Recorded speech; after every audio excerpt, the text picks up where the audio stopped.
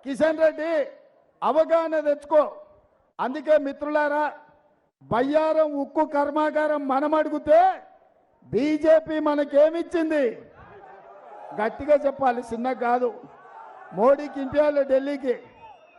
ఖమ్మంలో బయ్యారం ఉక్కు కర్మాగారం మనం అడిగితే బీజేపీ మనకేమిచ్చింది?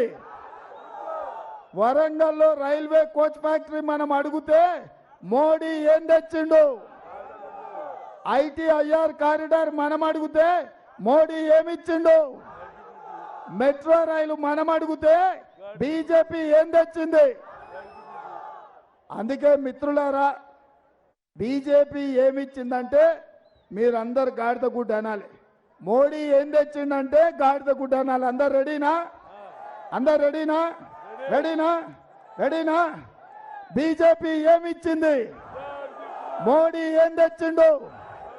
బీజేపీ ఏమిచ్చింది? మోడీ ఏం తెచ్చిండు? మోడీ ఏం తెచ్చిండు? బీజేపీ ఏమిచ్చింది? మోడీ ఏం తెచ్చిండు? బీజేపీ ఏమిచ్చింది?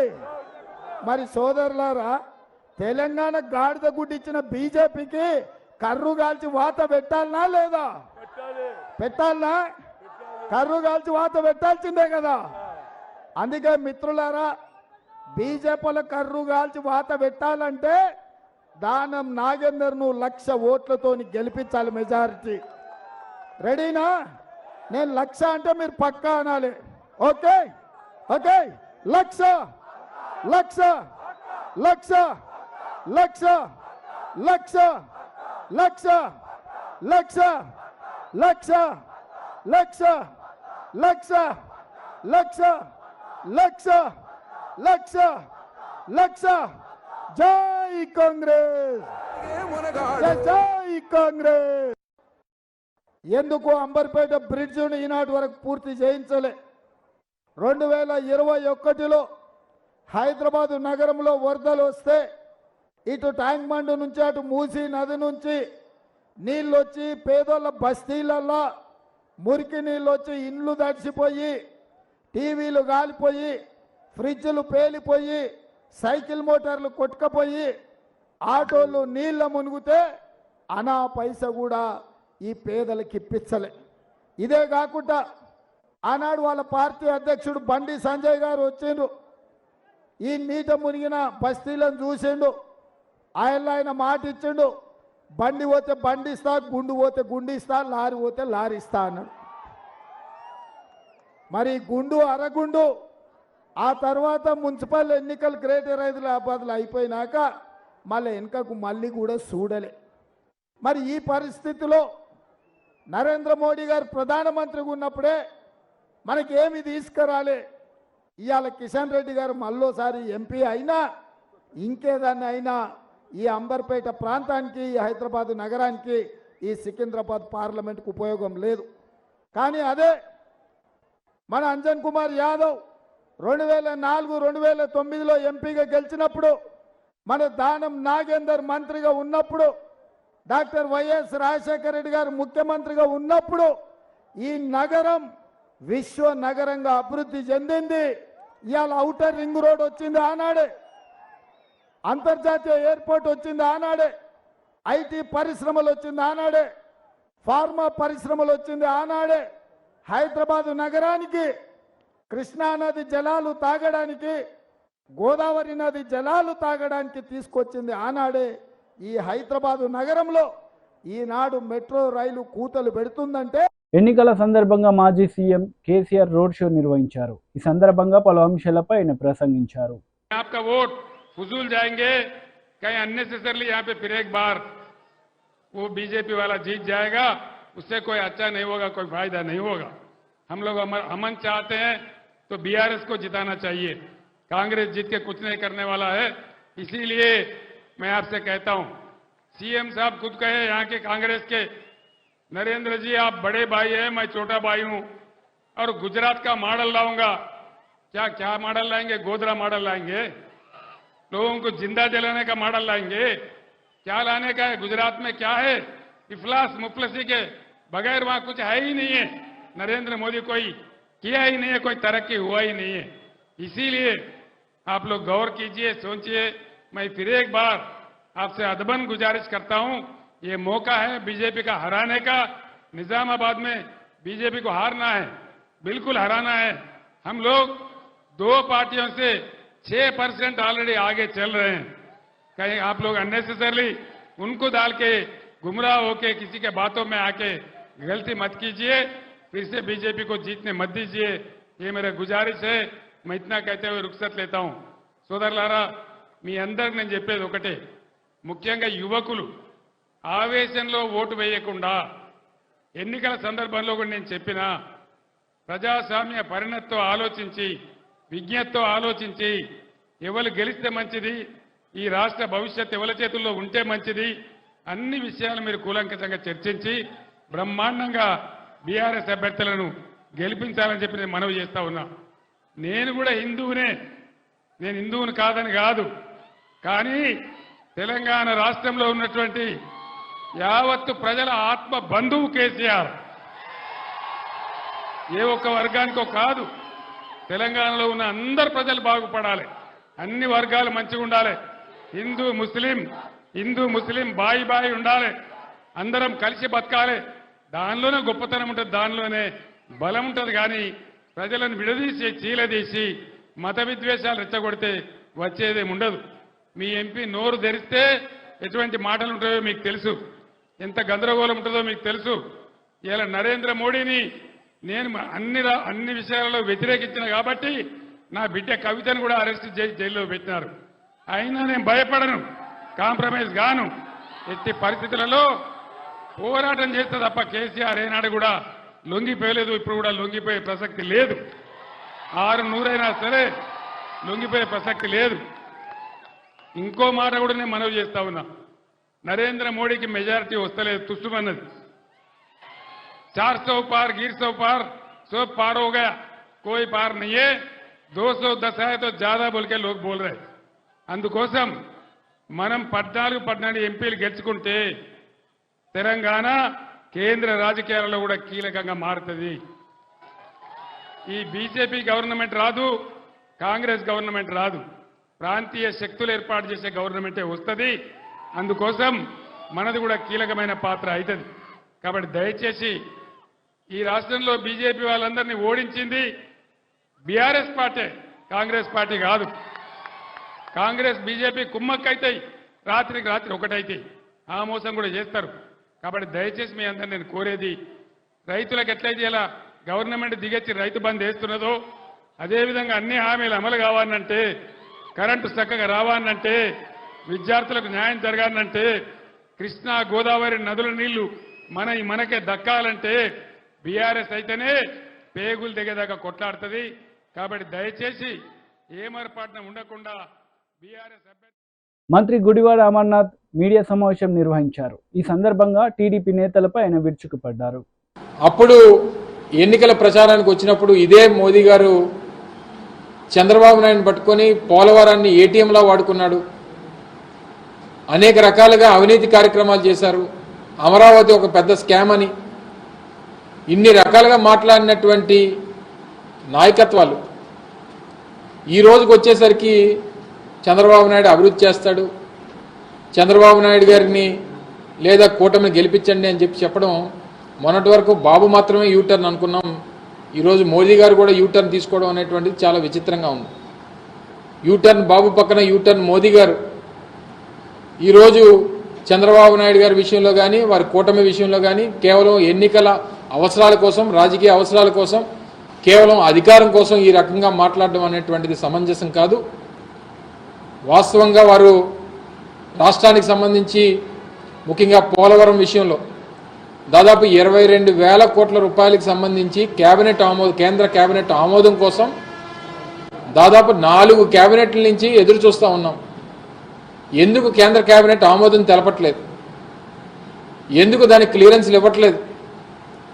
కేవలం ఎన్నికల అవసరాల కోసం చంద్రబాబు నాయుడు గారు చెప్పారని చెప్పి ఈరోజు అనేక సందర్భాల్లో జగన్మోహన్ రెడ్డి గారితో ఏదో చీకటి ఒప్పందం భారతీయ జనతా పార్టీకి ఉందని చెప్పి విమర్శలు చేసినటువంటి నాయకులు ఇప్పుడు చీకటి ఒప్పందాలు ఎవరితో ఉన్నాయో అనేటువంటిది బహిర్గతమైంది. కేవలం పొత్తులు, రాజకీయ అవసరాలు, ఎన్నికల్లో విజయం సాధించాలి, రాజకీయంగా రేపు లబ్ధి పొందాలి, రేపు అధికారంలోకి రావాలి అనేటువంటి దానికోసం ఈ రకమైనటువంటి విమర్శలు సమంజసం కాదనేటువంటి విషయాన్ని కూడా ఈ సందర్భంగా తెలియజేస్తా ఉన్నా. ప్రధానంగా నేను నిన్న కాక మొన్న మాట్లాడినప్పుడు కూడా వైఎస్ఆర్ కాంగ్రెస్ పార్టీ తరఫున విశాఖపట్నం, ఉమ్మడి విశాఖపట్నం జిల్లాలో జరుగుతున్నటువంటి సభ ఈ ప్రాంత ప్రజల తాలూకా సెంటిమెంటు, రాష్ట్ర ప్రజల తాలూకా సెంటిమెంటు, విశాఖ ఉక్కు ఆంధ్రుల హక్కు అనేటువంటి నినాదంతో సాధించుకున్నటువంటి విశాఖపట్నం స్టీల్ ప్లాంట్ ప్రైవేటీకరణకి వ్యతిరేకంగా జరుగుతున్నటువంటి పోరాటం 1180 రోజులుగా జరుగుతున్నటువంటి పోరాటానికి కనీస గౌరవం ఇస్తారు. ఇప్పటికన్నా ఇక్కడ ఉన్నటువంటి ప్రజల తాలూకా సెంటిమెంట్ తెలుసుకొని తీసుకున్నటువంటి నిర్ణయాన్ని వెనక్కి తీసుకుంటాం, ప్రైవేటీకరణ చెయ్యం, ప్రైవేటైజేషన్ ఆలోచన మానుకుంటాం అన్నటువంటి మాట చెప్తారని చెప్పి ఆశించాం. అవసరమైతే ఆ నిర్ణయం తీసుకుంటే అవసరమైతే గాజువాక సీటును కూడా వారికి త్యాగం చేద్దాం, వారికి ఇచ్చేద్దాం, వారి కూటమికి వదిలేద్దాం అని చెప్పి, అవసరమైతే పోటీ నుంచి తప్పుకుందాం అని చెప్పి కూడా నేను ప్రకటన చేశాను. దాదాపు 72 గంటల సమయం ఇచ్చాం. వారు వచ్చి కనీసం స్టీల్ ప్లాంట్ పేరు కూడా ఎత్తల. పక్కన ఉన్నటువంటి చంద్రబాబు నాయుడు ఇప్పటికీ నేను పోరాటం చేస్తాను, ఇప్పటికీ నేను పోరాటం చేస్తాను చెప్తున్నటువంటి ఈ తెలుగుదేశం పార్టీ నాయకులు ఇప్పటికీ కూడా కనీసం స్టేజ్ మీద ప్రధానమంత్రి గారిని ఈ నిర్ణయాన్ని వెనక్కి తీసుకోండి అని చెప్పి అడిగేటువంటి మాట కూడా మాట్లాడకపోవడం అనేటువంటి. రాజమహేంద్రవరం ప్రజాగలం సభలో జనసేన అధినేత పవన్ కళ్యాణ్ పాల్గొన్నారు. ఈ సందర్భంగా ఆయన ప్రజలను ఉద్దేశించి ప్రసంగించారు. ముఖ్యంగా ఇప్పుడు దాకా భారతదేశంలో ఎప్పుడు పద్మశ్రీలు పొలిటికలైజ్ చేశారు. మొట్టమొదటిసారి ప్రధానమంత్రి గారు అడుగు పెట్టిన తర్వాత, ప్రధానమంత్రిగా ప్రమాణ స్వీకారం చేసిన తర్వాత మటుకు మీకు కనిష్క, మనకి కెనడా నుంచి ఉగ్రవాదులు కనిష్క బాంబుని పేల్చేస్తే, ఫ్లైట్ ని పేల్చేస్తే ఆ కుటుంబం మొత్తం కోల్పోయారు. మన తూర్పుగోదావరి జిల్లాకు చెందిన శంకురాత్రి చంద్రశేఖర్ గారు. వారిని ఎవరు గుర్తించలేదు. ఒక్క ప్రధానమంత్రి మా గౌరవనీయులు మనకి నరేంద్ర మోదీ గారు గుర్తించారు. అలాగే ఏటి కొప్పాక బొమ్మలు సివి రాజు గారిని సహజ రంగులతోటి దానిని దాదాపు 500 ఏళ్లుగా ఏటి కొప్పాక బొమ్మల్ని, ఆ కళని ముందుకు తీసుకెళ్తుంది, దాన్ని గుర్తించింది ప్రధానమంత్రి గారు. అబ్బారెడ్డి నాగేశ్వరరావు గారు మనకి నార్త్ ఈస్ట్ లో దాదాపు 33 ఆర్కిడ్లని కనిపెడితే గుర్తిస్తే దాన్ని పద్మశ్రీగా వారికి ఇచ్చారు. కోట సచ్చిదానంద శాస్త్రి 10 సంవత్సరాలుగా హరికథా కళాకారులు వారిని గుర్తించారు. దళువాయి చలపతిరావు మన అనంతపురం మనకి జిల్లా నుంచి తోలు బొమ్మలాటని గత కొన్ని 70 సంవత్సరాలుగా వారిని తీసుకెళ్తుంటే వారిని గుర్తించారు. సుంకర వెంకట ఆదినారాయణరావు గారు ఆర్థోపెడిక్ 10 లక్షల సర్జరీస్ చేశారు పోలియో వ్యాధిగ్రస్తులకి. వారందరినీ గుర్తించిన మహానుభావులు మనకి ప్రధానమంత్రి నరేంద్ర మోదీ గారు. అలాగే వేలు ఆనందాచారి మనకి స్థపతిని, వారిని గుర్తించారు. అలాగే మొగిలయ్య, కిన్నెర మొగలయ్య ఎవరు గుర్తించరు. ఇలాంటి వ్యక్తుల్ని మనకెక్కడ మూల ఉన్న కళాకారుల్ని ప్రతి ఒక్కరిని గుర్తించి ఈ రోజున భారతదేశానికి, ముఖ్యంగా దక్షిణ భారతానికి 135 పద్మశ్రీలు ఇచ్చిన బలమైన నాయకులు మన ప్రధానమంత్రి నరేంద్ర మోదీ గారు. వారికి మనస్ఫూర్తిగా నా కృతజ్ఞతలు తెలియజేసుకున్నాం. 100 స్టార్టప్స్ తోటి మనకి ప్రధానమంత్రి గారు రాకముందు ఉన్న భారతదేశం ఈ రోజున 1,17,000 స్టార్టప్స్ ఈ రోజున భారతదేశంలో మొదలైనవి. అందరినీ కలుపుకొని, అందరితో కలిసి, అందరి సహకారంతో ముందుకెళ్తున్నామని భారతదేశం ప్రధానమంత్రి గారి నేతృత్వంలో ఉంటే, కేవలం వైఎస్ జగన్ తన పార్టీ మనుషులు, తన మనుషులు తప్ప మొత్తం 5 కోట్ల మంది ప్రజల్ని హింసించే పరిస్థితుల్లో నేను ఒకటే ప్రధానమంత్రి గారిని కోరుకున్నాను. నేను చేతులెత్తి నమస్కరిస్తున్నాను. మీ ఆశీస్సులు కావాలి. మేము ఈ విష గడియల నుంచి మేము కూడా మీరు కన్న కలలో అమృత గడియల్లో మేము ప్రవేశించాలి, మీరు కలిసి తీసుకెళ్ళండి అని వేడుకున్నందుకు, వారి పెద్ద మనసుతో అంగీకరించినందుకు మనస్ఫూర్తిగా నేను హృదయపూర్వక కృతజ్ఞతలు తెలియజేసుకుంటూ, ప్రధానమంత్రి గారి గొప్పతనం గురించి తెలియచెప్పాల్సిన అవసరం లేదు. ప్రధానమంత్రి గారి కళ 400 పార్లమెంట్లు పైన కొట్టాలి. దాంట్లో భాగంగా మేమందరం ఎన్డీఏ కూటమిగా దక్షిణ భారతం ఆంధ్రప్రదేశ్ నుంచి ఒక పార్లమెంటు సభ్యులే కాదు, ప్రధానమంత్రి గారి కల కోసం భారతదేశాన్ని సూపర్ పవర్ గా తీర్చిదిద్దే క్రమంలో మా ప్రాణాలను కూడా మీ కలకి మేము అర్పిస్తాం. నా ప్రాణాలని కూడా మేము మీకు అర్పిస్తామని తెలియజేసుకుంటా ఉన్నాం. స్వామి వివేకానంద గారు ఒకటే కోరుకున్నారు, 100 మంది ఇవ్వండి అని చెప్పి ఈ భారతదేశాన్ని మారుస్తానని. ఆ కళలు చిన్నప్పటి నుంచి కళలు కనేవాడిని. ఒకళ్ళు వస్తారా. వార్తలు ముగించే ముందు ముఖ్యాంశాలు మరోసారి. రాజమహేంద్రవరం ప్రజాగలం సభలో పాల్గొన్న ప్రధాని నరేంద్ర మోడీ. ఈ సందర్భంగా ప్రజలను ఉద్దేశించి ప్రసంగం. CM Revanth Reddy road show. BJP BRS పార్టీలపై ఫైర్. ఈ వార్తలు ఇంతటితో సమాప్తం. తిరిగి ప్రసారమయ్యే వార్తల్లో మళ్ళీ కలుద్దాం. అంతవరకు సెలవు. నమస్తే.